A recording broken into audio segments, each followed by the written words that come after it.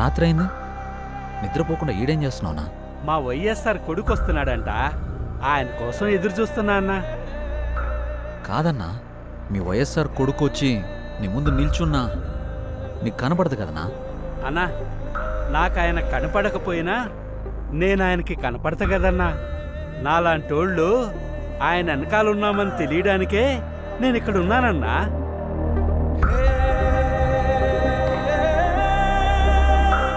తండ్రి పోయాడనుకుంటే కొడుకొచ్చాడు.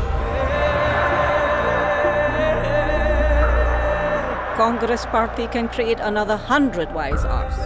Tell him, if he doesn't fall in line, the consequences will be very harsh.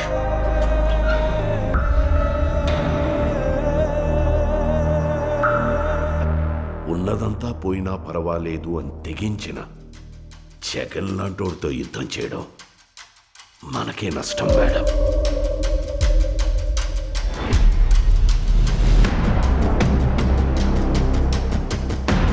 చరిత్రలో కని విని ఎరుగని రీతిలో అవినీతి చేశాడని అభియోగాలు మోపండి.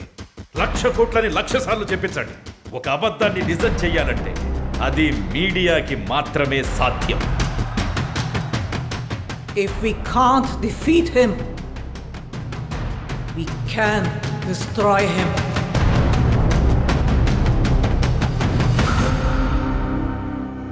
చరిత్ర నన్ను గుర్తుపెట్టుకుంటుందో లేదో నాకు అనవసరం అన్నా, కానీ ఒకవేళ గుర్తుపెట్టుకుంటే తండ్రి కోసం ఇచ్చిన మాట తప్పని కొడుకుగా మీరన్నా ఆ చరిత్ర గుర్తుపెట్టుకుంటే చాలన్నా.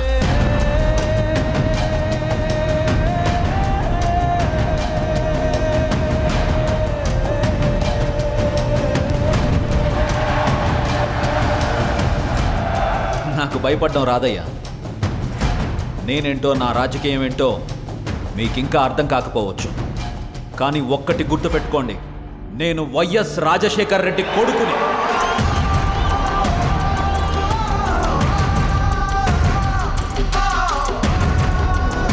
నా రాజకీయ ప్రత్యర్థినైనా శత్రువునైనా ఓడించాలనుకుంటానే కానీ మీ నాయకుడిలాగా వాళ్ళ నాశనం కోరుకోనయ్యా.